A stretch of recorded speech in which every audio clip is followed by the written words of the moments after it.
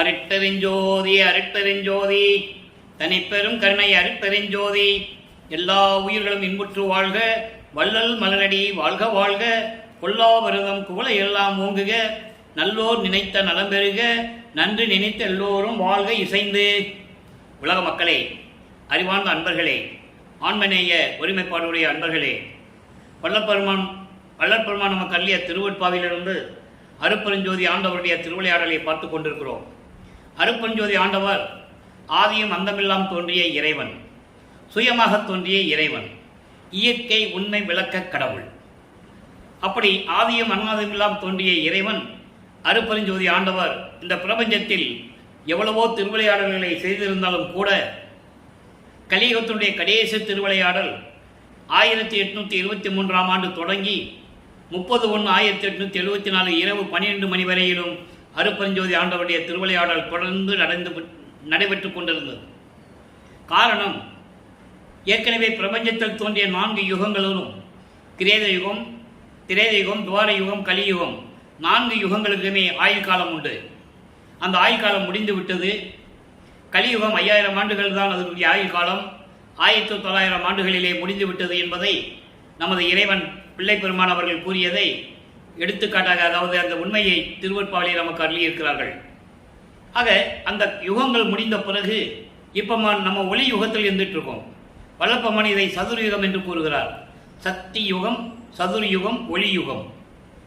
சுத்த சன்மார்க்க காலத்தில் இருந்து கொண்டிருக்கிறோம். 30/1/1874 இரவு 12 மணி அன்றைக்கு தான் சுத்த சன்மார்க்கம் காலம் தொடங்குகிறது. அதை வல்லப்பெருமான் அவர்களே தெளிவாக நமக்கு தெரிவித்திருக்கிறார்கள். 1823ஆம் ஆண்டு பேருபதேசம் செய்யும்போது இன்னும் சுத்த சன்மார்க்க காலம் தொடங்குவதற்கு 12 மாதங்கள் இருக்கிறது என்று கூறியிருக்கிறார்கள். 12 மாதங்கள் என்பது ஒரு வருடம். அதை ஏன் அப்படி மனதில் வைத்து கூறினார் என்றால், அன்றுதான் அவர் அருட்பெருஞ்சோதி ஆண்டவராகிறார். 30/1/1874 இரவு 12 மணிக்கு அருட்பெருஞ்சோதி ஆண்டவர் தன்னுடைய தந்தை மகனோடு பிரிந்த சக்தியோடு கூடி இவர் அருட்பெருஞ்சோதி ஆண்டவராகிறார். அந்த நிலையில் இருக்கும்போது ஏற்கனவே பிரபஞ்சம் தோன்றிய காலத்திலிருந்தே சமயங்களும் மதங்களும் மார்க்கங்களும் உருவாக்கிவிட்டார்கள். சமயங்களையும் மதங்களையும் மார்க்கங்களையும் உருவாக்கியவர்கள் அவர்கள் கருத்துக்கு ஏற்றபடி, அவர்களுடைய விளக்கங்களுக்கு ஏற்றபடி, அறிவுக்கு எட்டியபடி தங்களுடைய கர்த்தாக்களை உருவமாக்கி, சைவ சமயத்துடைய தலைவர் சிவபெருமான், அந்த சிவபெருமானை எத்தனை உருவங்களாக வடிவப்படுத்தணுமோ உருவகப்படுத்தி, அதே போன்று வைஷ்ணவ சமயத்தை சேர்ந்த திருமாலை எத்தனை உருவங்களாக அமைக்க முடியுமோ அத்தனை வடிவமைத்து, இப்படி ஒவ்வொரு சமயங்களுக்கும் ஒரு தலைவன் உண்டு. முருகன், விநாயகன், அம்மன், சூரியன், இப்படி இவரெல்லாம் சமயத்தினுடைய தலைவர்கள். அவர்களையெல்லாம் உருவாக்கி அதற்கேற்றபடி ஆலயங்களை அமைத்து வழிபாட்டு முறைகளையும் அமைத்து மக்களை வழிபட செய்து விட்டார்கள். மக்களும் காலமாக தொடர்ந்து அதையே பின்பற்றி கொண்டு அந்தந்த சமயத்தை சேர்ந்தவர்கள், மதங்களை சேர்ந்தவர்கள், மார்க்கங்களை சேர்ந்தவர்கள் அவர்களுக்கு உருவாக்கிய தலைவர்களை மனதில் வைத்துக் கொண்டு ஏற்றுக்கொண்டு வழிபட்டு கொண்டிருக்கிறார்கள். இது காலங்காலமாக நடந்து வருகிறது. இப்போ அந்த யுகங்களும் சமயங்களும் மதங்களும் மார்க்கங்களுடைய காலம் முடிந்தவுடனே உலக மக்களுக்கென்று ஒரு ஆன்மீக பாதை வேண்டும், ஆன்மீக வழி வேண்டும், ஒரு மார்க்கம் வேண்டும். அந்த மார்க்கம் சமரசமாக இருக்க வேண்டும்.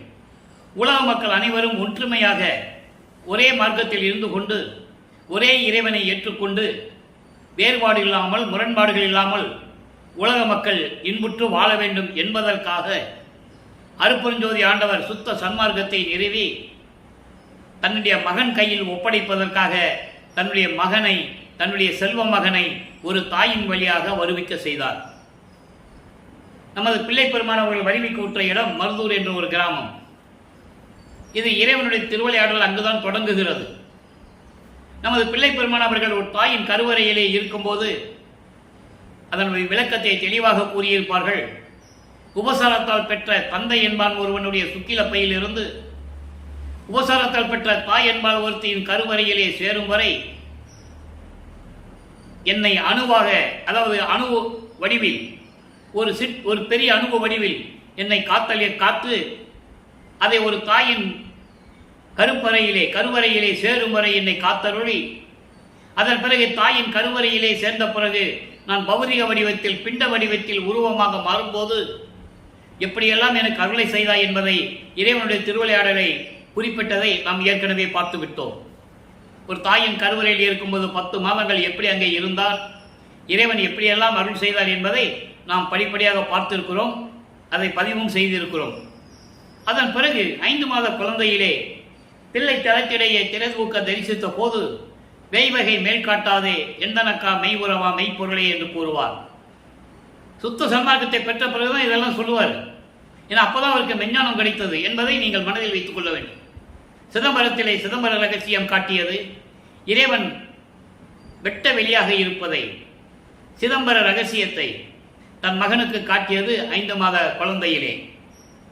அதன் பிறகு அவருக்கு மறைப்பு நிலை ஏற்படுகிறது. மறைப்பு நிலை என்பது ஏற்கனவே பிரபஞ்சத்தில் நடந்த நிலைகளெல்லாம் மறைத்து காட்டுவது. அப்போ நமது பிள்ளை பெருமான் அவர்கள் வருவிக்க உற்று 1ஆம் ஆண்டிலிருந்து 8 ஆண்டுகள் வரையிலும் நமது குழந்தை இறைவன் வளர்ப்பமானவர்களுக்கு எந்த விதமான அருளையும் இறைவன் கொடுக்கவில்லை. இந்த 51 ஆண்டுகளையும் 1823ஆம் ஆண்டு தொடங்கிய திருவிளையாடல் 30/1/1874 இரவு 12 வரையிலும் 51 ஆண்டுகள் திருவிளையாடல் நடந்து கொண்டிருக்கிறது. தனது மகனுக்கு இந்த 51 ஆண்டுகளை 8 ஆண்டுகளாக பிரித்து அருளை கொடுத்து கொண்டிருக்கிறார். இந்த உண்மையை திருவருட்பாவிலே நமது பிள்ளை பெருமானவர்கள் கூறியதிலிருந்து பார்த்து கொண்டிருக்கிறோம். ஆக வருவிக்க உற்று 8 ஆண்டுகள் வரையிலும் எந்த விதமான அருளை பெற முடியாமல் நமது குழந்தை இறைவன் பிள்ளை பெருமானவர்கள் எப்படியெல்லாம் அவதிப்பட்டார், துன்பப்பட்டார், ஏளனமாக பேசப்பட்டார் என்பதை நாம் பார்த்து விட்டோம். அடுத்து 2வது எட்டில் அடியெடுத்து வைக்கும் போது 9வது ஆண்டு, 9வது ஆண்டிலிருந்து 16 ஆண்டுக்குள் என்ன நடந்தது, அதன் பிறகு 17வது ஆண்டிலிருந்து 24 ஆண்டுகளுக்குள் என்ன நடந்தது, அதன் பிறகு 25வது ஆண்டிலிருந்து 32 ஆண்டுகளுக்குள் என்ன நடந்தது, 33வது ஆண்டிலிருந்து 40 ஆண்டுகளுக்குள் என்ன நடந்தது, 41வது ஆண்டிலிருந்து 48 ஆண்டுகளுக்குள் என்ன நடந்து கொண்டு இருக்கிறது, அதெல்லாம் நடந்தது, இப்ப நடந்து கொண்டு இருக்கிறது. இதை படிப்படியாக ஒவ்வொரு திருமுறையிலிருந்தும், ஒவ்வொரு பதிகத்திலிருந்தும், ஒவ்வொரு பாடலிலிருந்தும் வல்லப்பெருமான் அவர்கள் எந்த நிலையில் இருந்தார்கள், எப்படியெல்லாம் மனம் துன்பப்பட்டார், மன வருத்தப்பட்டார் என்பதையெல்லாம், எப்படி ஏளனமாக பேசப்பட்டார், எப்படியெல்லாம் பேசினார்கள் என்பதையெல்லாம் ஒவ்வொரு பாடலின் மூலமாக நமக்கு அருளி இருக்கிறார்கள். அதை பார்த்து கொண்டிருக்கிறோம். அந்த வகையிலே 9வது ஆண்டு இறைவன் அவர் முன் தோன்றி, மகனே நீ என்னால் வருவிக்க உற்றவன், நல்லா கவனிச்சுக்கணும், வருவிக்க உற்றவன், ஞானத்தை கொடுக்கிறேன். மெஞ்ஞானம் என்பது சுத்த சன்மார்க்கத்தை பெற்ற பிறகுதான் தெரியும். ஞானத்தை கொடுக்கிறேன், உனக்கு முன்பருவம் பின்பருவம் காட்டி அருள் செய்வேன் என்று கூறி மறைந்து விடுகிறார். அதன் பிறகு தன் மகனுக்கு மறைப்பு நிலையை கொடுக்கிறார். ஏனென்றால் தன் மகன் சமயங்களிலும் மதங்களிலும் மார்க்கங்களிலும் சொல்லப்பட்ட நெறிகளை பின்பற்ற வேண்டும். அது காலத்தின் கட்டாயம்.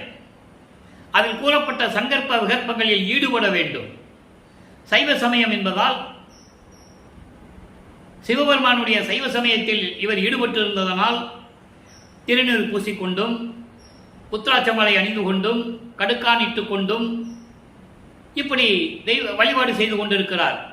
தேங்காய் உடைப்பது, இறைவனை விட போய் அர்ச்சனை பண்ணுறது, பூ பழம் வச்செல்லாம் கும்பிடுறது, அதெல்லாம் செஞ்சுட்டு தான் இருக்கிறார். ஏன்னா அப்படிதான் இருக்கணும். அவருக்கு எதுவுமே தெரியாது, அப்போ சுத்த சன்மார்க்கம் தெரியாது இல்லை. அப்போ அந்த நிலையில் இருக்கும்போது 1ஆம் திருமுறையிலே திருவருள் முறையீடு உதயமாகிறது. திருவருள் முறையீடு என்பது இறைவனுடைய அருளை வேண்டும், இறைவன் அருளை கொடுக்க வேண்டும் என்று முறையீடு செய்வது. முறையீடு செய்யும்போது இறைவனை பற்றியும் இறைவனுடைய நிலையை பற்றியும் இவர் எப்படியெல்லாம் விண்ணப்பம் செய்கிறார், முறையீடு செய்கிறார் என்பதையும், அப்போ அவர் நமது பிள்ளை பெருமான் அவர்கள் எந்த நிலையில் இருந்து கொண்டிருக்கிறார் என்பதை 1ஆம் திருமுறையிலிருந்து பார்த்து கொண்டிருக்கிறோம். அந்த வகையில் நாம் பார்க்க வேண்டிய இன்றைக்கு பாடல் திருவருள் முறையீடு 188, மொத்தம் 232 பாடல்களை கொண்டது, மொத்தம் 8 பதிகங்களை கொண்டது முதல் திருமுறை. 8 திருமுறையும் அற்புதமாக இருக்கும். ஒவ்வொரு திருமுறையிலிருந்து ஒவ்வொரு பாடல்களாக நம்ம பார்த்து கொண்டிருக்கிறோம். இப்போ முதல் திருமுறையிலிருந்து திருவருள் முறையிலிருந்து தான் ஆரம்பிச்சிருக்கோம். இன்னும் நிறைய இருக்கு. நெஞ்சறிவுறுத்தல், விண்ணப்ப கழிவென்பா, திருவழி புகழ்ச்சி, இங்கித மாலை, வடிவுடையம்மன் மாணிக்க மாலை, இப்படியெல்லாம் நிறைய இருக்கு. நம்ம போக போக பார்க்க போறோம். இன்று 188வது பாடல். நல்லா கவனிங்க. திருவருள் முறையீடு. களம் களம் கனி போல் களம் கனி போல் மணிகண்டா, நின் பொற்களல் காணற்கு என் சிற்று உள்ளம் கனியாது, என் சிற்று உள்ளம் கனியாது, நின் சீர் கேட்கினும் அன்புற உருகாது. வளம் கனி காமம் சிறவாமல் சிற்றில் வகுத்து உழலும் இளம் கனி போல் நின்றது. என் செய்வேன் எம் இறைவனே. இது பாடல். இப்போ இந்த பாடலில் விளக்கம் பாருங்க. அதாவது களம் கனி என்பது இந்த லா ஸ்கூலுக்கு வருதில்ல பள்ளி, அந்த பள்ளிக்கு வரலா களம் கனி போல். களம் கனி என்பது நாவல் பழம். நாவல் பழம் நீல நிறத்தில் இருக்கும். சில நேரங்களில் நீல நிறமும் கருமையும் கலந்த நிறத்தில் இருக்கும். அதுபோல இருக்கும் மணிகண்டா. மணிகண்டா என்பது ஏற்கனவே நான் விளக்கம் கூறியது போல ஆழகால விஷம் உண்டு. பார்க்கடலை கடையும் போது அங்கே பாம்பு விஷத்தை உமிழ்கிறது, கக்குகிறது. அந்த பாம்பு அரக்கன். அமுதம் யாருக்காக கடைகிறாங்கன்னா தேவர்களுக்காக. ஏன்னா அரக்கர்களுடைய துன்பத்திலிருந்து அவர்களுடைய தாக்குதலிலிருந்து தப்ப வேண்டும், உயிர் பிழைக்க வேண்டும். அப்போ அந்த விஷம் அதில் விழுந்துருது. எல்லாமே பதறி போய் நிற்கிறாங்க, என்ன செய்யுதுன்னு தெரியாம. திருப்பி கடைய முடியாது. அப்போ சிவபெருமானிடம் முறையிட சிவபெருமான் அந்த விஷத்தை தான் உண்டு கழுத்தில் நிறுத்தி கொண்டார். அதான் கண்டம், மணிகண்டம். மணி போன்று உருண்டையா கழுத்தில் நின்றுச்சு. அதான் சொல்றாரு, களம் கனி போல் மணிகண்டா, நாவல் பழம் போல கருமையாக இருக்கின்ற கழுத்து உடைய இறைவனே, மணிகண்டனே. இறைவனுக்கு சிவபெருமானுக்கு பல பெயர்கள் உண்டு. மணிகண்டன், கணபதி, சண்முகம், கந்தன், இப்படி பெயர்களெல்லாம் உண்டு. நின் பொற்களல் காணற்கு என் சிற்று உள்ளம் கனியாது. உன் பொன்னான திருவடிகளை பார்ப்பதற்கு எனது சிறிய உள்ளம் உருகாது நின்று கொண்டிருக்கிறது. உன்னுடைய அருளின் புகழை அன்போடு கேட்டாலும் உருகாது. மனம் உருகவில்லை, கல் போன்று இருக்கிறது. என் மனம் என் பேச்சை கேட்பதில்லை. மனதை பற்றி சொல்லுகிறார். மனதை பற்றி சொல்லும்போது தன்னுடைய நிலையை இங்கே உணர்த்துகிறார் உலக மக்களுக்கு. இப்படி அந்த பருவத்தில் நான் இருந்து கொண்டிருந்தேன் என்று கூறுகிறார். அதை நீங்கள் நல்லா புரிஞ்சுக்கணும். இப்போ வல்லப்பமானவர்கள் 2வது எட்டில் இருந்து கொண்டிருக்கிறார்கள். 1வது எட்டில் ஒன்றுமே இல்லை. 2வது எட்டில் இறைவன் ஆட்கொண்டு ஞானத்தை பெற்ற பிறகு இறைவனை பற்றி பாடுகிறார். அப்படிப்பட்ட என் மனம் இருக்கிறது. என் மனதில் ஏற்படுகின்ற காமத்தை அகற்றாமல் சிறுமைகளை ஏற்றுக்கொண்டு உழலும் சொல்றார், துன்பப்படும். சிறுமைகளை ஏற்றுக்கொண்டு துன்பப்படும் எனது மனம் வெம்பி போன பழம் போல இருக்கிறது. பிஞ்சில பழுத்து போச்சுன்னு சொல்லுவாங்கல்ல, உலகையில் சொல்லுவாங்க, ரொம்ப சேட்டை பண்றாப்பா, பிஞ்சில பழுத்த பழம் போல தெரியலான்னு சொல்லுவாங்கல்ல. அதுபோல என் மனம் வெம்பி விட்டது, வெம்பி போன பழம் போன்று இருக்கின்றது. இதற்கு நான் என்ன செய்வேன்? நீதான் என்னை வருவிக்க விட்டாய். நீதான் மனதை கட்டுப்படுத்த வேண்டும், மனதை ஒரு நிலைப்படுத்த வேண்டும். அதற்கு நீ உன்னுடைய அருளை எனக்கு தர வேண்டும். விரைவில் எனக்கு அருள் தருவாயாக என்று சொல்லி இந்த பாடலை நமக்கு அருளி இருக்கிறார்கள். இதன் பிறகு 33வது ஆண்டு தொடக்கத்தில் இவர் ஞானத்தை பெற்றுவிட்டார் அல்லவா? அப்போ உள்ளம் இவரை திருமுற்றியூருக்கு போக சொல்லுகிறது. நல்லா கவனிக்கணும், இவர் விரும்பி போனதில்லை. அங்கே இறைவன் தூண்டி விடுகிறார் உள்ளத்தை. உள்ளம் அங்கே சொல்லுகிறது. இங்கே திருவொற்றியூர் செல்லுகிறார். அங்கே 2ஆம் திருமுறை உருவாகிறது. நான் ஏற்கனவே கூறியது போல 2ஆம் திருமுறை 1207 பாடல்களும் அற்புதமான பாடல்கள். ஒவ்வொரு பாடலிலும் அவர் இந்த சமயங்களையும் மதங்களையும் மார்க்கங்களையும் பின்பற்றி கொண்டிருந்த போது எப்படியெல்லாம் இறைவனை வழிபட்டார் என்பதை தெளிவாக கூறியிருக்கிறார்கள். அதாவது நமச்சிவாயன் சொல்லுவாரு, சிவாய நமன் சொல்லுவாரு, சிவசிவான் சொல்லுவாரு, ஓ நமச்சிவாயன் சொல்லுவாரு, தியாகராஜ பெருமனின் சொல்லுவாரு, சிவபெருமான் சொல்லுவாரு, அங்கே திருமலை வாயிலே மாசிலாமணின்னு சொல்லுவாரு, கந்தன் சொல்லுவாரு, திருவள்ளி தாயத்திலே கந்த துணி கட்டிட்டு இருக்கே, யாரை ஏமாத்த நீங்க நின்றுட்டு இருக்க?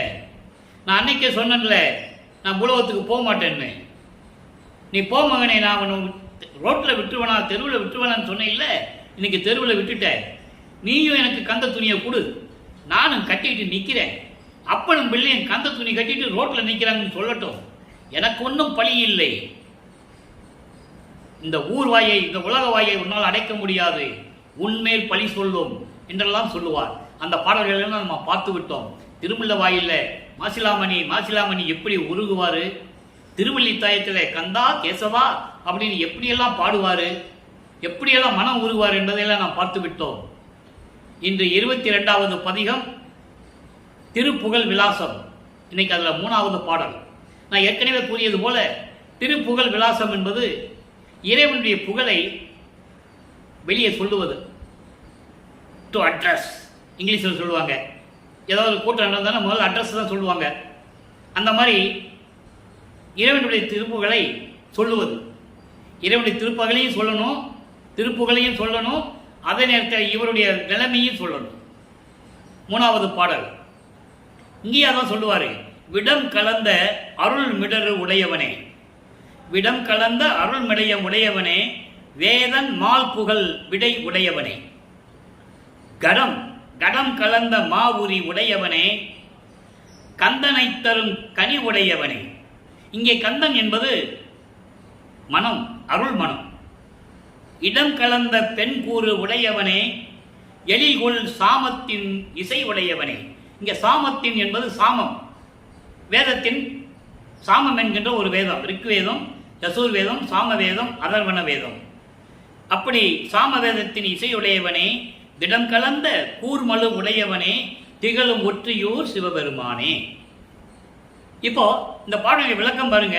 ஏற்கனவே சொன்னது போல விஷத்தை உண்டு கழுத்திலே ஏற்றிக்கொண்டு அருளை கொடுத்து கொண்டிருக்கின்ற இறைவனே, வேதன் என்பது பிரம்மன், பிரம்மனும் திருமாலும் புகழக்கூடிய காலை வாகனத்தில் வருகின்ற இறைவனே, அதான் விடை உடையவனே என்று சொல்லுகிறார். விடை என்பது காலை வாகனம். ஏன் பிரம்மனை வேதன் சொல்லுகிறார்? அவன் தான் வேதங்களுக்கு தலைவன். ரிக்கு வேதம் இந்திரனை பற்றி பாடுவது, யசுர் வேதம் கரியை, அதாவது சரியை கிரியை, உருவங்களை படைத்து உருவங்களுக்கு வேள்வி வளைத்து வழிபடுவது. சாமவேதம் யசுர்வேதம், யசுர்வேதம் வந்து சிறு தெய்வங்களை பற்றி, நாக தேவதைகளை பற்றி பாடுவது. சாமவேதம் பிரம்மனை பற்றி பாடுவது, அதர்வண வேதம் பிரம்மனை பற்றி பாடுவது, சாமவேதம் என்பது நாகர்களை பற்றி பாடுவது. இப்படி ஒவ்வொரு வேதங்களுக்கும் ஒரு தலைவனை ஏற்றுக்கொள்வார்கள். வேதன் என்பது வேதங்களுடைய தலைவன் பிரம்மன்.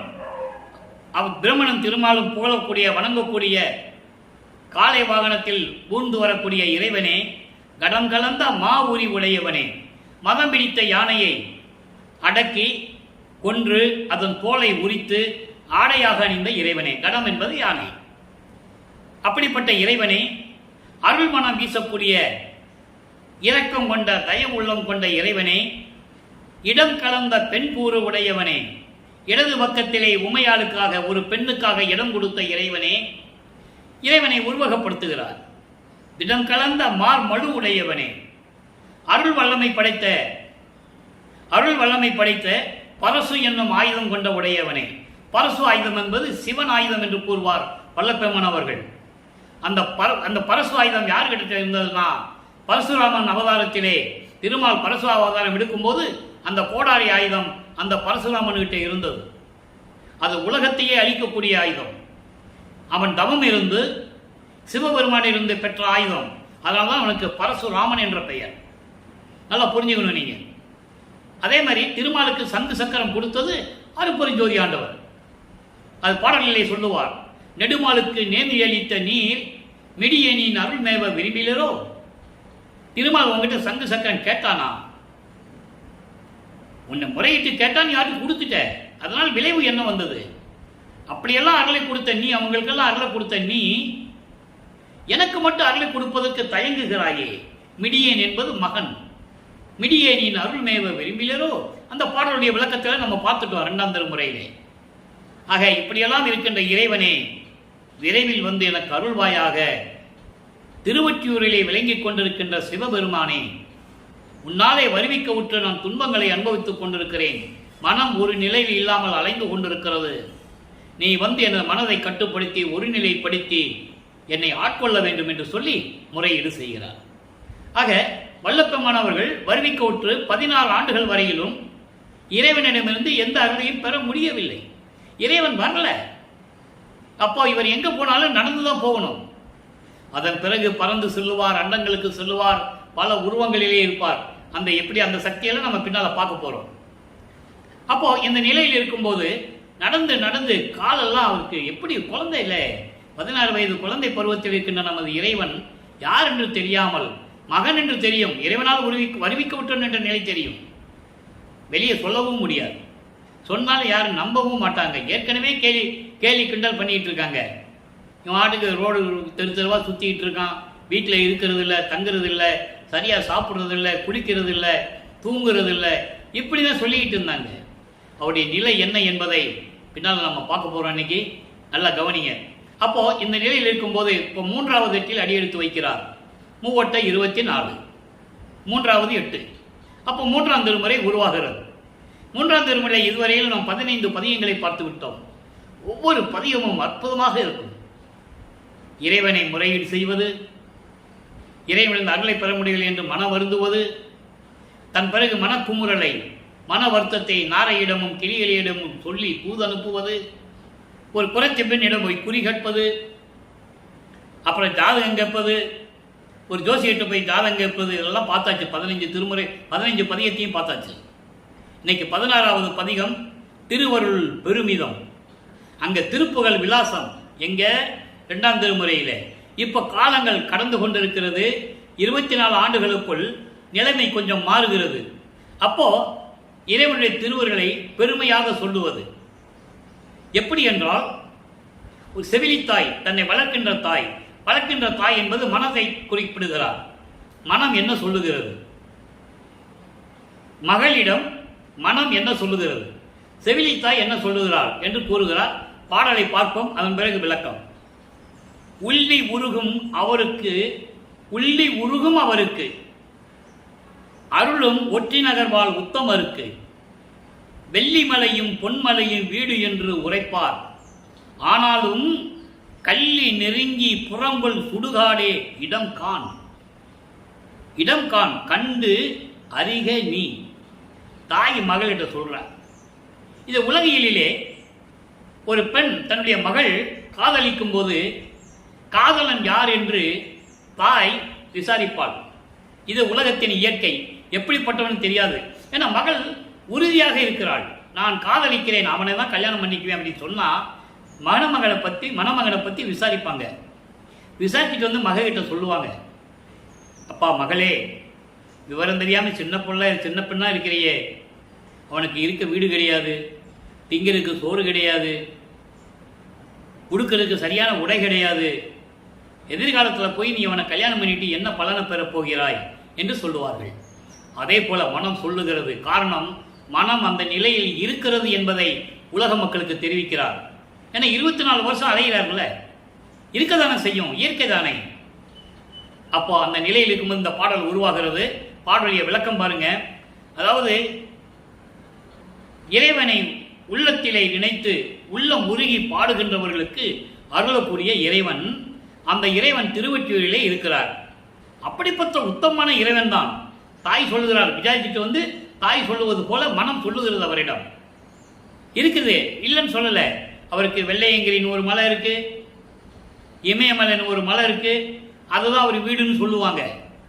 வெள்ளி மலையும் பொன்மலையும் வீடு என்று உரைப்பார். வெள்ளையங்கிரி மலை இருக்கு, இமயமலை இருக்குன்னா சொல்லுவாங்க, அதான் அவருக்கு வீடுன்னு சொல்லுவாங்க. ஆனாலும் அவர் எங்க இருப்பார் தெரியுமா?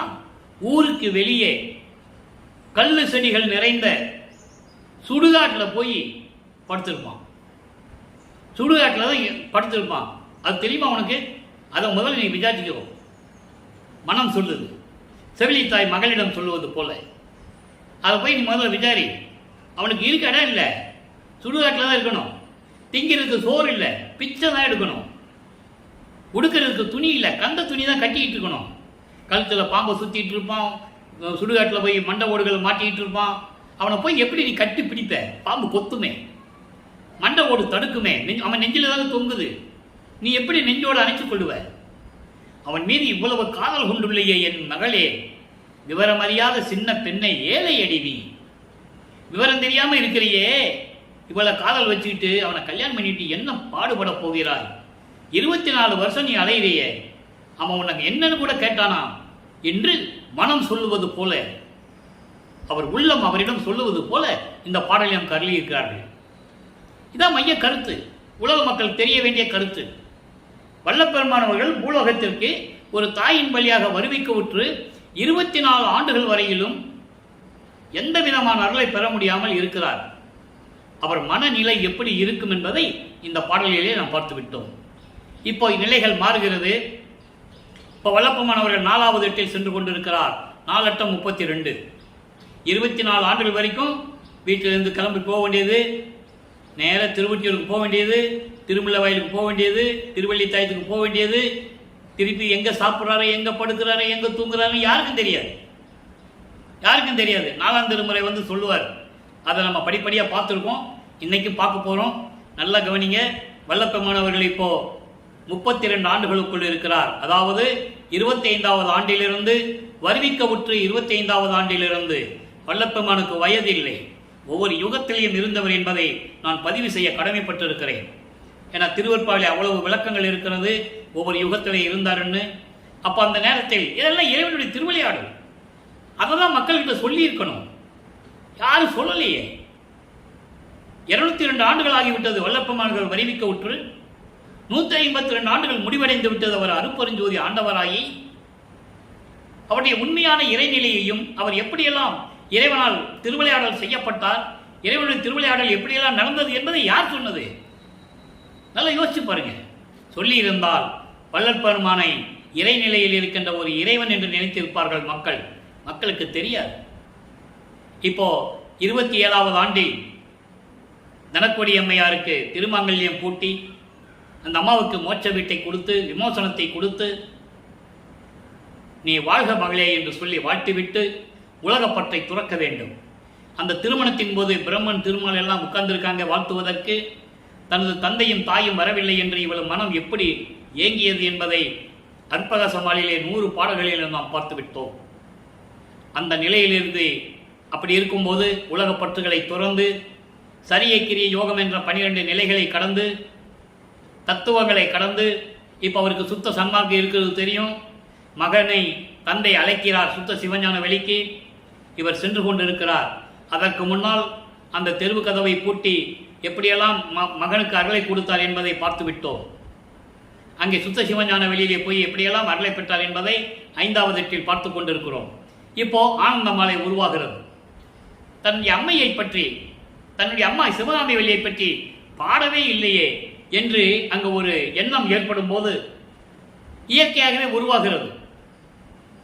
சிவகாமி வள்ளி அருட்பெருஞ்சாற்றல் சொல்றாங்க, உங்க மகன் உங்களை பத்தியே பாடிக்கிட்டு இருக்கான், என்னை பத்தி ஒரு வார்த்தை கூட சொல்றது இல்லைன்னு சொல்லும்போது அந்த அம்மாவையும் சொல்லணும், அந்த அம்மாவையும் புகழ்ந்து சொல்லணும். அதே நேரத்தில் அப்படிப்பட்ட அம்மா மனமகிழ இருக்கின்ற இறைவனே நீ என்று சொல்லணும். அதன் பிறகு அவர்கிட்ட பெற்ற அருளையும் சொல்லணும். அதான் ஆனந்த மாலை. இன்று ஆனந்த மாலையிலே 8வது பாடலை பார்க்கிறோம். நல்லா கவனிங்க. பால் பூத்த பசுங்கொடி தன்னுடைய அம்மையை பற்றி சொல்லுகிறார், தன்னுடைய அம்மாவை சிவகாமி வள்ளியை பற்றி சொல்லுகிறார். ஏனால் அவள் தான் வளர்த்த தாய். இவர் உருவாக்கி விட்டுட்டு போயிட்டார். அந்த பாடலிலேயே சொல்லுகிறார், நீயே என் தந்தை அருளுடையாய், என்னை நேர்ந்து பெற்ற தாயை. தாயும் தந்தையும் இறைவன் அருட்பெருஞ்சோதி ஆண்டவர். 4ஆம் திருமுறை வரைக்கும் அவர் அருட்பெருஞ்சோதி சொல்ல மாட்டார். இப்போ அவருக்கு அருட்பெருஞ்சோதி ஆண்டவர் இருக்கிறது தெரியும். இனிமே சிவபெருமானு நமச்சிவாயா ஓம் சிவாய நம அதெல்லாம் சொல்லவே மாட்டார். நிலைகள் மாறுகிறது. இப்போ அந்த நிலையில் இருக்கும்போது எப்படி சொல்றாரு பாருங்க, தன்னுடைய அம்மாவை வளர்ப்பு தாய் என்று சொல்லுவார். ஏன்னா தாயும் தந்தையும் அருட்பெருஞ்சோதி, அம்மையும் அப்பனுமாகி இருக்கின்றவன். என்னையும் எம்மையினும் பிரியாது, எம்மையினும் என்னை விட்டு பிரியாது. அகவல்ல சொல்லுவார், நீங்க படிச்சிருப்பீங்க, அற்பா படிக்கிறவங்களுக்கு தெரியும். எம்மையினும் என்னை விட்டு இறையும் பிரியாது, அம்மையும் அப்பனுமா அருட்பெருஞ்சோதி. எனக்கு தாயும் தந்தையும் அருட்பெருஞ்சோதி தான். நான் பிரமனால் படைக்கப்பட்டவன் அல்ல, திருமாலால் காக்கப்பட்டவன் அல்ல, ஆனால் சிவகாமி வள்ளியால் நான் வளர்க்கப்பட்டவன் என்று கூறுகிறார். அதை நீங்க புரிஞ்சுக்கணும். நிறைய விளக்கங்கள் இருக்கு, நிறைய சொல்லியிருக்கேன். கிட்டத்தட்ட 900 வீடியோக்கு மேலே நம்ம போட்டிருக்கோம் பதிவை. நீங்கள் பார்க்கலாம், நம்ம சேனலில் போய் நீங்கள் பார்க்கலாம். அப்போ இந்த நிலையில் இருக்கும்போது ஆனந்தமாலை உருவாகிறது. பால் பூத்த பசுங்கொடி, பால் பூத்த பசுங்கொடி பொற்பாவையர்கள் அரசி, பரம்பரை சிற்பரை பராபரை. நல்லா கவனிக்கணும், இது அண்டர்லைன், முக்கியமான வார்த்தை. பரம்பரை சிற்பரை பராபரை விமலை ஆதி சீர்பூத்த தெய்வமறை சுலம்பு அணிந்த பதத்தால் சிவகாமி வள்ளி பெருந்தேவி உள்ளம் கழிப்ப. 8 வரி பாடல 4 வரி அந்த அம்மாவுக்கு சொல்லியாச்சு. நல்லா புரிஞ்சுக்கணும் நீங்க. உள்ளம் கழிப்ப அப்ப அப்பாவை பத்தி சொல்லணும். ஏர் பூத்த மணிமன்றில் இன்ப நடம் புரியும் என் அருமை துறையே, என் இன்னருளை நினைத்து கார் பூத்த கனைமலை போல கண்களில் நீர் சொரிந்து கனிந்து மிக பாடுகின்ற களிப்பை அடைந்த நீனே. இது பாடல். அதாவது இந்த உலகத்தில் படைக்கப்பட்ட பெண்களுக்கெல்லாம் அரசி அவள், பெண்களின் அரசி என்று சொல்லுகிறார். உலகங்களில் இருக்கின்ற பெண்களினுடைய அரசி யாரு? சிவகாமி வள்ளி. அவர் பசுங்கொடி. பசுங்கொடி என்பது பசுமை நிறத்தில் மேனி உடையவள், பசுமை கொடி. அப்படிப்பட்ட இறைவள் பரம்பரை சிற்பரை பராபரை. அருப்பெருஞ்சோதி சொல்லும்போது சொல்லுவார், பரதேகம் பரம்பர தேகம் பராபர தேகம், சுத்த தேகம் புராண தேகம் ஞான தேகம். அதே போல அவளுக்கும் 3 தேகம் உண்டு, முத்தேகம் உண்டு. இவருடைய மனைவி என்பதால் அவருக்கும் இருக்கணும் இல்ல. அதான் சொல்றாரு பரம்பரை சிற்பரை. பரம்பரை என்பது பிரவண தேகம், சிற்பரை என்பது சுத்த தேகம் விஞ்ஞான தேகம் என்று சொல்லுவார். அதன் பிறகு பராபரை என்பது அங்கே ஞான தேகம். இந்த 3 தேகங்களையும் கொண்ட நிமலை. நிமலை என்றால் மலங்கள் நீங்கியவள், நிமலன் என்றால் மலங்கள் நீங்கியவன். அப்படிப்பட்ட எனது அன்னை சீர்பூத்த தெய்வமறை சிலம்பு அணிந்த பதத்தால், வேதங்களை சிலம்புகளாக தன் காலில் அணிந்து கொண்ட எனது தாய் சிவகாம வள்ளி உள்ளம் மகிழ அருளோடு விளங்கிக் கொண்டிருக்கின்ற சுத்த சிவஞான வெளியிலே திருவிளையாடல் செய்து கொண்டு அருளடனம் செய்து கொண்டிருக்கின்ற எனது துரையே, உன்னுடைய அருளை நினைக்கும் போது மேகம் எப்படி மழை பொழியும், அதுபோல எனக்கு அருளை கொடுத்து கண்களில் நீர் சொரிந்து நான் உன்னை பாடுகின்றேன், உன்னை வணங்குகின்றேன், உன்னை நான் வணங்குகின்றேன், மனம் உருகி வணங்குகின்றேன். அந்த பெருமையை நான் அடைந்து விட்டேன், பேரின்பத்தை அடைந்து விட்டேன் என்று கூறுகிறார். ஆக தன் அம்மையை பற்றி பாட வேண்டும், அப்பனை பற்றி பாட வேண்டும், அதே நேரத்தில் தனக்கு கொடுத்த அருளையும் சொல்ல வேண்டும். இது ஆனந்தமாலை. இப்போ 32 ஆண்டுகள் முடிவடைந்து விட்டது. 33வது ஆண்டு தொடங்கி 40 ஆண்டுகளுக்குள் என்ன நடந்தது என்பதை பார்த்து விட்டோம். 33வது ஆண்டு தொடக்கத்தில் உலகப்பற்றை துறந்து சரியை கிரியை யோகம் என்ற 12 நிலைகளை கடந்து தத்துவங்களை கடந்து சுத்த சன்மார்க்கத்தை பெறுவதற்காக அங்கே சுத்த சிவஞான வெளிக்கு செல்லுகிறார். ஞானத்தில் ஞானாவது, அதாவது கடவுள் நிலை அறிந்து அம்மையமாகின்ற நிலை. ஏமசித்தி, சாகா கல்வி, தத்துவங்களை நிகரம் செய்தல், கடவுள் நிறைந்து அம்மையமாகிறது. ஏமசித்தி இங்கேயே வாங்கிட்டார், பூலோகத்திலேயே ஏமசித்தியை வாங்கிட்டார். ஏமசித்தி என்பது பொன் செய்கின்ற சித்தி, மற்ற சித்திகளை செய்வது, ஒரு இடத்திலிருந்து இன்னொரு இடத்துக்கு தாவி செல்லுவது, பறந்து செல்லுவது, ஒரே நேரத்தில் பல வடிவங்களாக பல இடங்களில் இருப்பது, இந்த சித்திகள்லாம் வாங்கிட்டார். இப்போ சாகா கல்வியை வாங்கணும், அங்கே போகணும், தத்துவங்களை கடந்து போகணும், அங்கே தான் போகணும், கடவுள் நிலை அறிந்து அம்மையமாகணும், அங்கே தான் போகணும். அப்போ அங்கே சென்று கொண்டிருக்கும் போது மகனை வரவேற்று எதிர்பார்த்து கொண்டிருக்கிறார் அருட்பெருஞ்சோதி ஆண்டவர். மகனை வரவேற்று, வா மகனே, உன்னை எதிர்பார்த்து கொண்டிருக்கிறேன், நான் மிகவும் உன்னை துன்புறுத்தி விட்டேன், இனிமேல் அந்த நிலை வராது. எனவே எல்லா ஏக்கங்களையும் துன்பங்களையும் நீக்கிவிட்டு நல்லாடை புத்தாடை அணிந்து புனித நீராடி மங்களம் கோலம் பூண்டு நீ வருவாயாக, உனக்கு மணிமுடி சூட்ட வேண்டும் என்று சொல்லி எல்லா நிலைகளையும் ஏற்படுத்தி மணிமுடி சூட்டி சுத்த சன்மார்க்கத்தை கொடுத்து சாகா கல்வியை கற்றுக் கொடுத்து, எப்படி சாகா கல்வியை கற்றார் என்பதை நம் பாடல்களை விளக்கங்கள் பார்த்து விட்டோம். அதனுடைய சுருக்கத்தை சொல்லுகிறேன். ஏன்னால் இன்று பார்க்கின்ற இந்த பதிவை பார்க்கின்றவர்களுக்கு தெரியணும் இல்லையா? கற்றுக் கொடுத்து விட்டு உலோகத்திற்கு சென்று வா மகனே, இன்னும் காலங்கள் நெருங்கி இருக்கிறது, ஏன்னா இன்னும் 19 ஆண்டுகள், இன்னும் 11 ஆண்டுகள் பாக்கி இருக்கு. நல்லா புரிஞ்சுக்கணும். இன்னும் 11 ஆண்டுகள் பாக்கி இருக்கு, நீ பூலோகத்திற்கு சென்று வா என்று சொல்லி மகனை பூலோகத்திற்கு அனுப்பி விடுகிறார். மகன் நேராக கருங்குழியிலே உறைவிடமாக கொண்டு அங்கே இருக்கிறார். இப்போ வல்லப்பெருமான் அவர்கள் 41வது ஆண்டிலிருந்து 48 ஆண்டுகளுக்குள் இருந்து கொண்டிருக்கிறார். அந்த நிலையை நாம் பார்த்து கொண்டிருக்கிறோம்.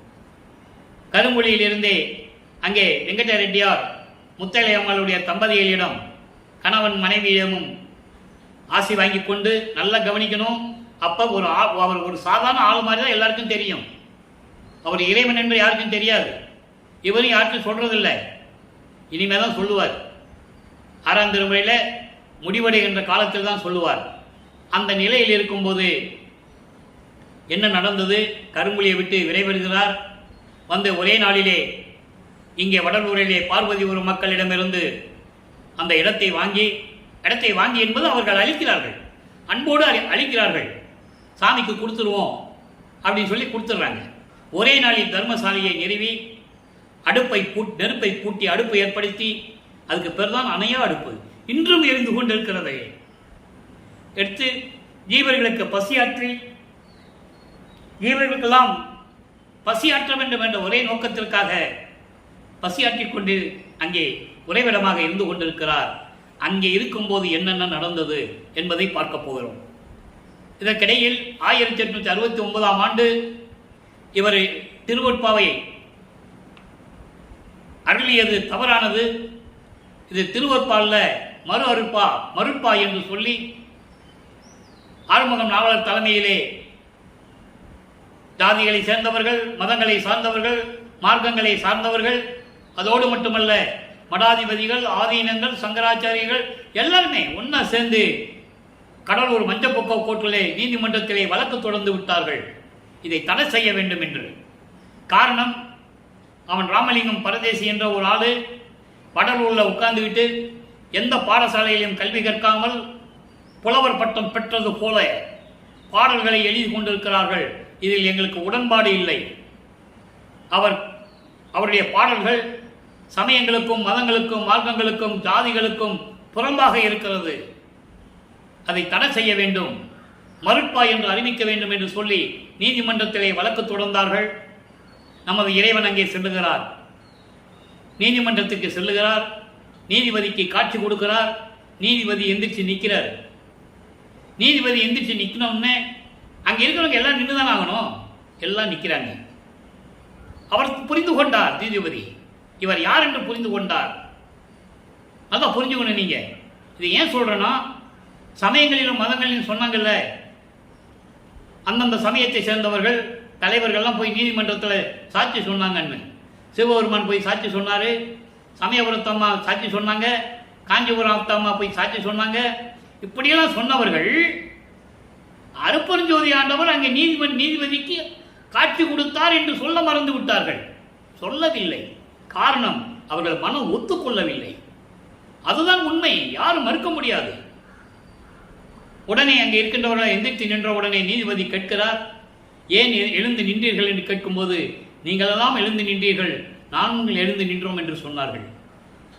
அப்போ இவர் மேல் இவ்வளவு பற்று கொண்டிருக்கிறீர்களே, எப்படி அவர் தவறாக பாடல்களை எழுதியிருக்க முடியும் என்று நீதிபதி கேட்க, யாருமே ஒன்றுமே பதில் சொல்லல.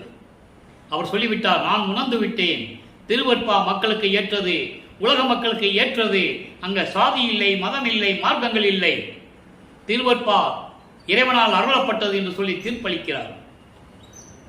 வெற்றியுடன் வெள்ளப்பமானவடி மீண்டும் தர்மசாலையிலே வந்து அமர்ந்து கொண்டிருக்கிறார்கள். அப்போ பல நிகழ்ச்சிகள்லாம் நடக்குது. அதுக்குள்ள நம்ம போக வேண்டாம், அதெல்லாம் விவரமாக பேசணும்னா நமக்கு நேரம் பத்தாது. திருவொற்பாவிலே பாடல்களிலே என்ன கூறியிருக்கிறது என்பதுதான் யதார்த்தமான உண்மை. அதை நீங்க புரிஞ்சுக்கணும். அப்ப இந்த நிலையில் இருக்கும்போது ஒரு தலைவி எப்படி வருந்துவாள்? அதாவது இவரை யாருமே நம்பல. அப்ப அங்க ஒரு பதிகம் உருவாகிறது. மனமே ஒத்துக்க மாட்டேன்து. இவர் சொல்றத மனம் ஒத்துக்க மாட்டேன்து, வளர்ப்பு தாயும் ஒத்துக்க மாட்டேன்றா, உலக மக்களும் ஒத்துக்க மாட்டேன்றாங்க. அப்ப அந்த நிலையில் அவர் மனம் எப்படி இருந்தது என்பதை தெரிவிக்கிறார். அதன் பிறகு முத்தரஞான சிதம்பர மாலை உருவாச்சு. சிதம்பர மாலையில எப்படியெல்லாம் சொன்னாரு அப்படின்றத பார்த்துட்டோம். இப்போ தலைவி வருந்தல் என்ற பதிகத்திலே இருக்கின்ற 12வது பாடல், மொத்த 20 பாடல்களை கொண்டது. இன்னைக்கு 12வது பாடலை பார்க்க போறோம். மீதி பாடல்கள்லாம் 10 பாடல்கள்னாலும் சீக்கிரம் முடிஞ்சிடும். இப்போ தலைவி வருங்கள் என்ற பதியத்தில் என்ன சொல்றாரு நல்லா கவனிங்க. மண்ணு திருச்சபை நடுவே மணவாளர் உடனே, ஏன்னா தன்னை தலைவியாகவும் இறைவனை தலைவனாகவும், தன்னை அதாவது மனைவியாகவும் இறைவனை கணவனாகவும் உருவகப்படுத்தி உள்ளத்திடம் சொல்லுவது போல தான் சொல்லுவதையெல்லாம் உள்ளம் ஏற்றுக்கொள்ளவில்லை, மக்கள் ஏற்றுக்கொள்ளவில்லை என்ற நிலையை அவர் கூறுகிறார். மண்ணு திருச்சபை நடுவே மணவாளர் உடனே வழக்காடி, எங்க சத்தியஞான சபையில், அங்க இன்னைக்கு சத்தியஞான சபையில் கட்டளை நல்லா ஞாபகம் வச்சுக்கணும் நீங்க. அது அங்கே கடைசி 3 வருஷம் 4 வருஷம் இருக்குல்ல, அந்த 4 வருடத்தில் நிகழ்ந்தது மேட்டுக்குப்பத்தில் இருக்கும்போது அதை நம்ம பின்னால் சொல்ல போகிறோம். இது முன்குறிப்பாக நீங்கள் வச்சுக்கோங்க. இங்கே சத்தியஞான சபை கட்டளை அதை சொல்கிறாரு. அங்கே சத்தியஞான சபையில் என்னுடைய மணவாளர், என்னுடைய இறைவன் அருட்பெருஞ்சோதியாருடைய அவருடன் வழக்காடி வாக்குவாதம் செய்து நான் அருள்களை எல்லாம் பெற்றேன். அவர் ஒன்றும் சும்மா கொடுத்துடல, என்னை 32 வருஷம் இங்கே அலைய வச்சு எவ்வளவு பாடுபடுத்தி இதெல்லாம் நான் சொன்னேன். அருட்பெருஞ்சோதியோட வாதம் பண்ணினேன், வழக்காடினேன், என்னை எல்லா அருளையும் பெற்றேன் என்று நான் சொன்னேன்.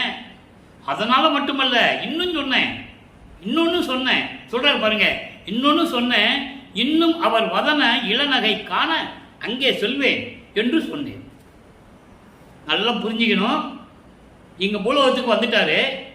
நான் அங்க எங்க அப்பா அருட்பெருஞ்சோதியோட வழக்காடி வாக்குவாதம் செய்து எல்லாரும் பெற்றுக்கிட்டேன்னு சொன்னேன்.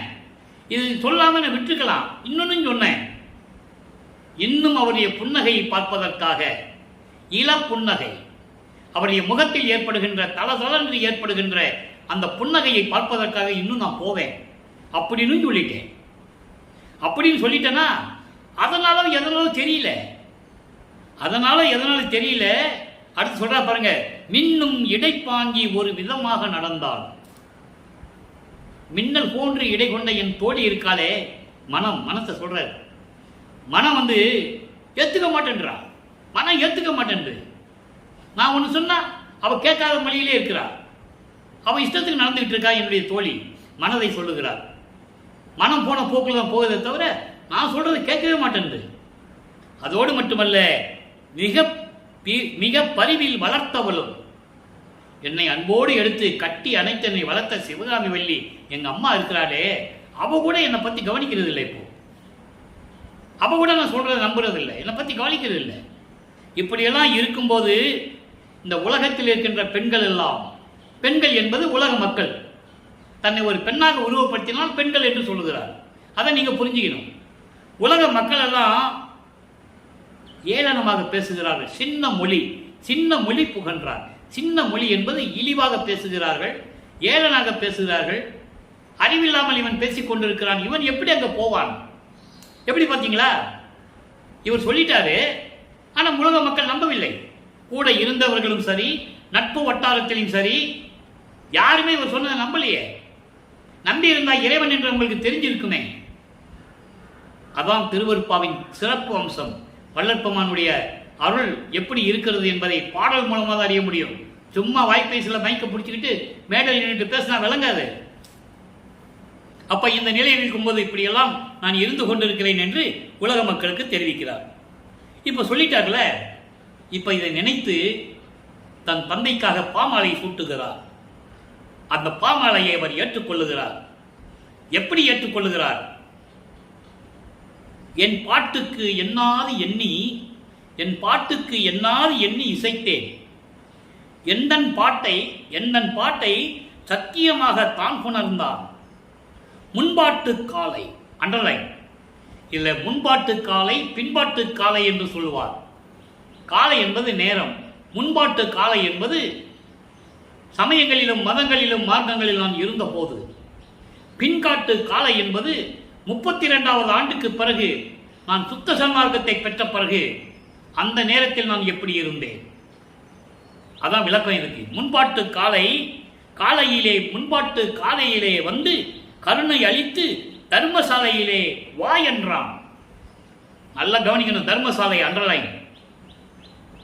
முன்பாட்டு காலையிலே சமயங்களிலும் மதங்களிலும் மார்க்கங்களிலும் இருந்தபோது என்னை வருவிக்க செய்து நான் யார் என்று தெரியாதல் இருந்தபோது 9வது ஆண்டிலே வந்து என்னை ஆட்கொண்டு எனக்கு கருணை அளித்து எனக்கு பாடும் திறனை கொடுத்தானே, நான் அதனால் பாடினேன், என் விருப்பப்படி பாடினேன். அது தவறோ சரியோ எனக்கு தெரியாது, இலக்கணம் இலக்கிய பிழை இருக்கிறதா என்று கூட எனக்கு தெரியாது. ஆனால் அத்தனை பாடல்களையும் தான் ஏற்றுக்கொண்டான்.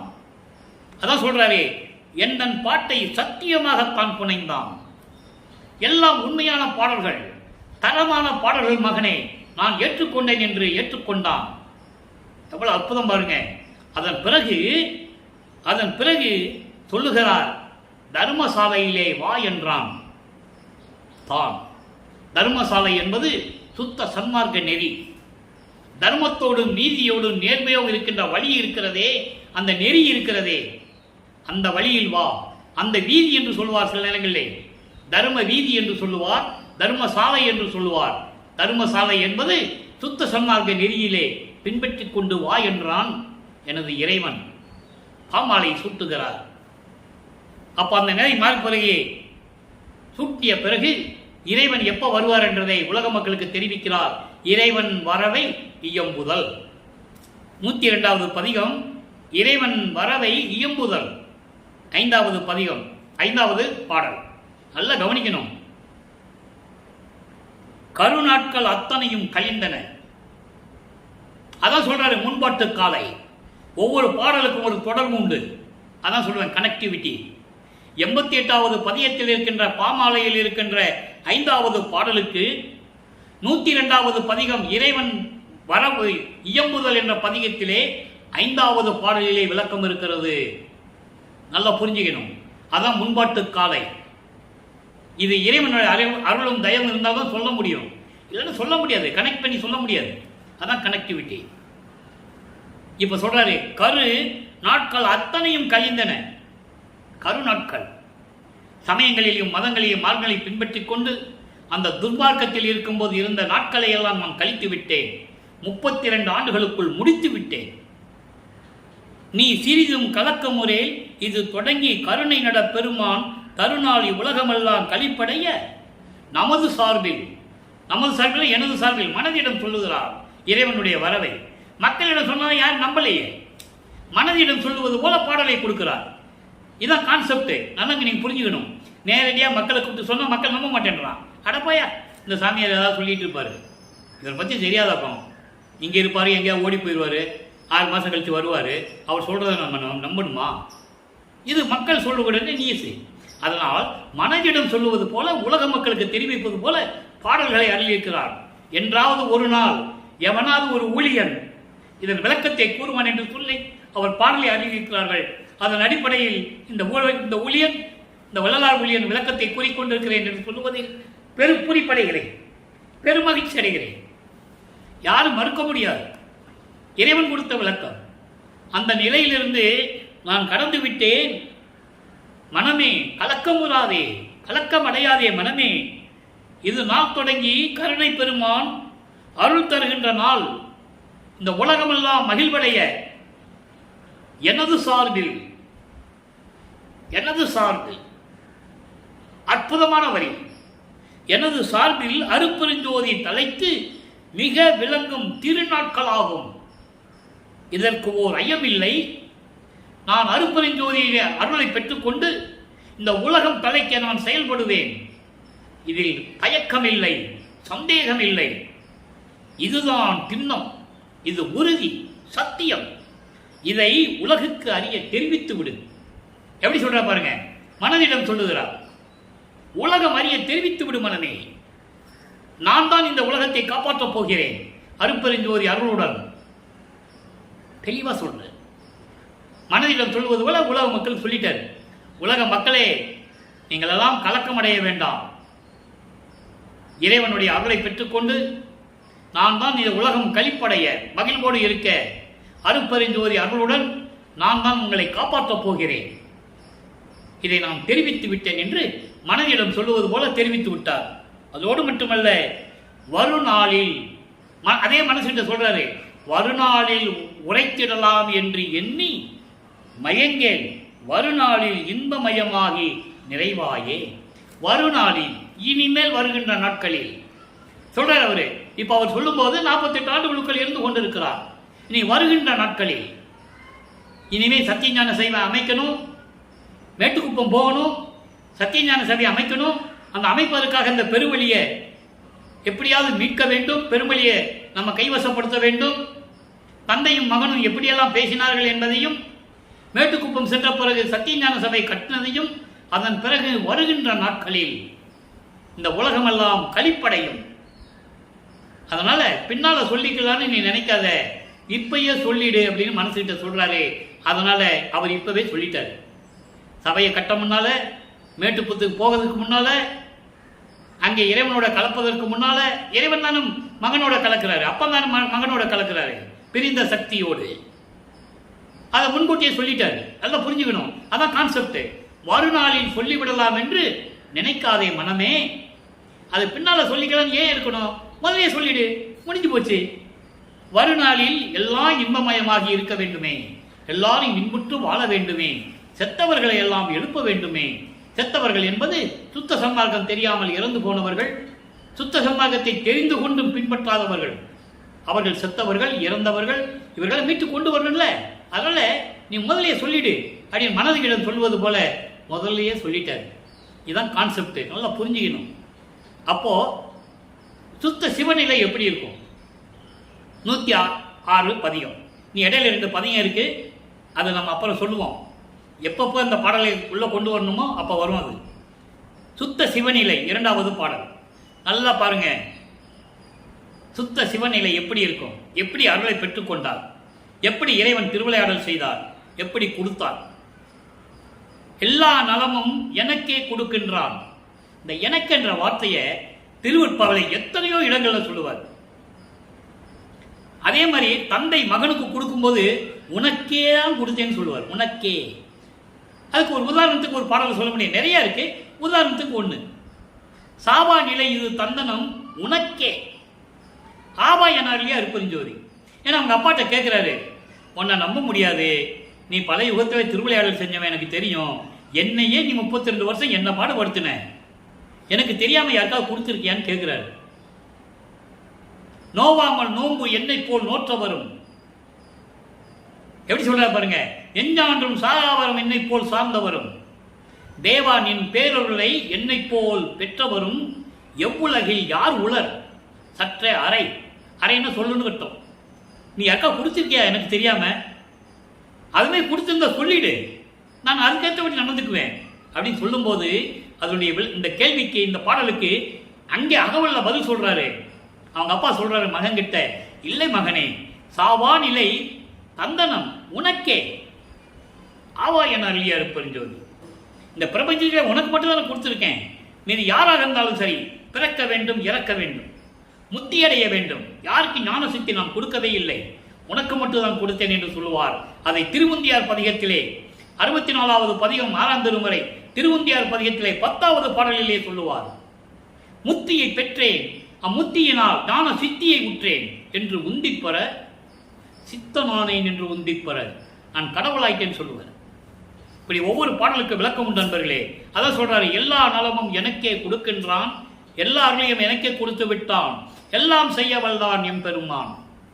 அருட்பெருஞ்சோதி ஆண்டவர் எல்லாம் எனக்கு கொடுத்துட்டாரு, எல்லாமாய் நின்றான், எல்லா உயிர்களிடத்திலும் எல்லா உலகங்களிலும் பரிபூர்ணமாக விளங்கி கொண்டிருக்கின்றான். அப்படிப்பட்ட இறைவன் அங்கே மேலே சுத்த சிவஞான வெளியிலே சத்திய ஞான சபையிலே அருள் நடனம் செய்து கொண்டு அருளாட்சி செய்து கொண்டிருக்கிறான். அப்போ இவங்க சத்திய ஞான சபை கட்டளை நல்லா புரிஞ்சுக்கணும். இன்னும் நாட்கள் இருக்கிறது, இன்னும் ஆண்டுகள் இருக்கிறது. அப்போ நின்றான், ஒன்றாகி நின்றான் உவந்து, நானும் அவனும் வேறு வேறு இல்லை என்று மகிழ்வோடு என்றால் என்னோடு ஒன்றாகி நின்றான் என்று சொல்லுகிறார். இதுதான் சுத்த சிவநிலை. சுத்த சிவநிலை அருட்பெருஞ்சோதி நிலை. இப்போ தனித்திறன்கள ஒரு பாடல் விளக்கத்தை நல்லா பாருங்க, நேரம் கடந்து கொண்டிருக்கிறது. 132வது பாடல். இந்த 132வது பாடலுக்கு 112வது பதிகத்திலே மெய்யருள் வியப்பிலே 41வது பாடலில் ஒரு விளக்கம் இருக்கும். முதல்ல இதை பார்ப்போம். புள்ளிய நெறிக்கே இழுத்து, புள்ளிய நெறி துன்மார்க்க நெறி, சமயங்கள் மதங்கள் மார்க்கங்கள் என்ற நெறிகள், புள்ளிய நெறிகள் என்னைக்கு இழுத்து என்னை அலக்களித்த இந்த மனம் இருக்கிறதே, பொய்யான மனம், அந்த மாயையை ஒரு நொடியிலே கணத்தே என்று சொல்லுகிறார். புள்ளியை நெருக்க இழுத்து என்னை அடைத்து பொய்மன மாமாயையை கணத்தே மெல்லியதாக்கி. மெல்லியதாக்கினா என்ன அர்த்தம்? ஒன்றும் இல்லாமாக்கி. தடிப்பா இருந்தது, அப்படியே வந்து நூல் மாதிரி இழந்துருச்சு. அப்போ ஒண்ணுமே இல்லைன்னு அர்த்தம். அதான் மெல்லியதாக்கி, ஒன்றும் இல்லாதமாக்கி, முழுவதுமாக நீக்கி, தடுத்து என்னை ஆண்ட, என்னை தூக்கி எடுத்து அணைத்து என்னை ஆட்கொண்ட. எங்கிருந்து? சமயங்களிலும் மதங்களிலும் மார்க்கங்களில் இருந்து என்னை தூக்கி எடுத்து தடுத்து என்னை ஆண்ட மெய்யா. மெய்யா என்றால் இயற்கை உண்மை விளக்க கடவுள் அருப்பரின் ஜோதியே, என் கருணையை நான் என்னவென்று சொல்லுவேன். எப்படி தடுத்து ஆண்டார்னு சொல்றாரு பாருங்க. இதை கொடிப்பாட்டில் சொல்லுவாரு. சிற்சக்தி விளக்கம் என்ற 6ஆம் திருவிழா கொடிப்பாட்டில் சொல்லுவாரு. சமயக்குழியில் விளைந்தேன், வெறிக்கும் சமயக்குழின்னு சொல்லுவார். சாக்கடை, துன்பங்களையும் துயரங்களை கொண்டு துர்நாற்றம் பிடித்த சாக்கடை என்று சொல்லுவார். வெறித்த சமயக்குழியில் விளைந்த என்னை, விளைந்தேன் தன்னை விழாது மறித்து ஒரு பேரறிவு அளித்த வள்ளல் கொடி என்று சொல்லுவார். நிறைய இடங்களில் சொல்லுவார். உடைந்த சமயக்குழி நின்று எழுந்த உணர்வின் அழியா ஒரு நெறியாம் சன்மார்க்க திருநெறி பெற்று வந்தே ஞான சரியில்லை சொல்லுவார். சாதி மதமும் பொய்யே, அவற்றில் புகுதாதீர், சிவம் ஒன்றையே பொருள் என கண்டறிவேன் ஞான சரியில்லை சொல்லுவார். அருப்பறிஞர் உண்மையான கடவுள் என்று சொல்லுவார். சுத்த சன்மார்க்க நெறிதான் திருநெறி என்று சொல்லுவார். ஆக அப்படிப்பட்ட கொடுத்த என்னுடைய அருளை நான் என்னவென்று புகழ்வேன். வள்ளி என் அம்மை மகிழ, சிவகாமி வள்ளி என் அம்மை இருக்கிறாளே அவளை மகிழ, சத்தியஞான சபையிலே மறைகளும் ஆகமங்களும் வணங்கக்கூடிய இறைவனாக இருக்கக்கூடிய அருப்பரின் ஜோதியே, தயாநிதியே, தொண்டனேன் உயிருக்கு மெய்த்துணையே, உன் தொண்டனாகிய எனக்கு, உன் மகனாகிய எனக்கு, உன் அடியனாகிய எனக்கு உயிர் மெய்த்துணையே, உயிராக துணைக்கு இருக்கின்ற இறைவனே என்று சொல்லுகிறார். அடுத்து அந்த விளக்கத்துக்கு மெய்யருள் வியப்பில் பாருங்க. 41ஆம் பாடல்ல எங்க கண்டாரு? ஜோதி மலையில் கண்டேன். ஒரே வரிதான் விளக்கம். ஜோதி மலையில் கண்டேன் நின்னை கண் கழிக்கவே. எங்க? சுத்த சிவஞான வெளியிலே அருப்பெருஞ்சோதி வடிவிலே உன்னை கண்குளர பார்த்தேனே. துய்த்தேன் அமுதம். சுத்த சன்மார்க்கத்தை பெற்றுக்கொண்டு நீ அருளமுதம் கொடுத்தாயே, முழுவதுமாக உண்டேன். எவ்வளவு விளக்கம் சொல்றாங்க. சின்ன வரிதான், விளக்கங்கள் அவ்வளவு உண்டு. அதோடு மட்டுமல்ல, அகத்தும் புறத்தும் பரிமளிக்கவே, அகத்தும் புறத்தும் பரிமளிக்கவே, அகத்தும் புறத்தும் என் உள்ளையும் சரி வெளியுடையும் சரி, தூக்கும தேகம், காரண தேகம், இப்படியெல்லாம் சொல்லுவார். அந்த தேகத்துக்கெல்லாம் அருள் மனம் வீசும்படி முத்தேகத்தையும் கொடுத்தாயே. சூக்கும தேகம், சூழ தேகம், காரண தேகம், இப்படி தேகங்கள்லாம் சொல்லுவார். சுத்த தேகம், புரண தேகம், ஞான தேகம், 3 தேகங்களையும் கொடுத்து ஓதாது உணர்வதற்கு அறிய பெரிய உணர்வை நன்னி, சொல்ல முடியாத அளவிற்கு, சொல்லி தெரியாத அளவிற்கு இருக்கக்கூடிய எல்லாவற்றையும் எனக்கு கற்றுக் கொடுத்து, நான் எதையும் கற்காது, யாரும் சொல்லாது, நீயே சொல்லி உணர்த்தும் உணர்கின்றேன் என் அருளை எண்ணியே என்று சொல்லி இந்த பாடலை முடிக்கிறார். அடுத்து பாருங்க, அங்கே இறைவனுடைய வரவு இயம்புதல் பாடலை பார்த்தோம்ல, எப்படியெல்லாம் இறைவனை வருவை எதிர்பார்க்கிறாருன்னு. அம்பலவாணர் வருகையிலே 113வது பதிகத்திலே 20, 21 ஒரு 2 பாடல்களுடைய விளக்கம் மிகவும் எளிமையாக இருக்கும். ஆக்கம் கொடுத்து என்றும் தூக்கம் தடுத்த என் ஆண்டவரை இங்கு வாரீர், ஆண்டவரே வாரீர், ஆபத்தை நீக்கி ஒரு தீபத்தை ஏற்றி என் ஆணவம் போக்கினீர் வாரீர், காண வந்தேன் இங்கு வாரீர். அங்க போய் பார்த்துட்டு வந்தது மெய்யருள் வியப்புல சொல்லிட்டாரு. இங்க பூலகத்துக்கு வந்து கூப்பிடுறாரு, நீ வா அப்படின்னு கூப்பிடுறாரு. எப்படி? சமயங்களிலும் மதங்களிலும் மார்க்கங்களிலிருந்து நீக்கிவிட்டாய், செயலாக்கம் கொடுத்து வலிமையை கொடுத்து என் தூக்கத்தை தடுத்து. இறைவனுக்கு தூக்கம் இருக்கக்கூடாது, அதான் சொன்னேன்.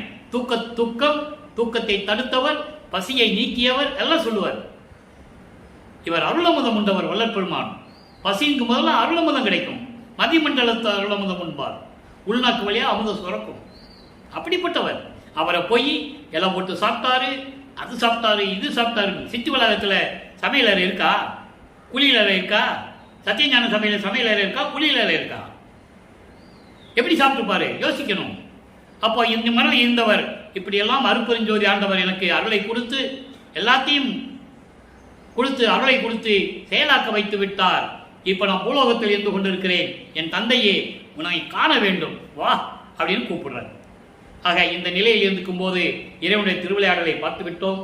உலக மக்களே, நீங்களும் சுத்த சன்மார்க்கத்தில் இணைந்து கொலையும் தவிர்த்து அருட்பெருஞ்சோதி தனிப்பெருங்கனை அருட்பெருஞ்சோதிய மகாமந்திரத்தை உச்சரித்து இறைவனுடைய அருளையும் செல்வங்களையெல்லாம் பெற்று நீங்கள் வாழ்வாங்கு வாழ வேண்டும் என்று வாழ்த்தி இந்த வள்ளலார் ஊழியன் விடைபெறுகிறேன்.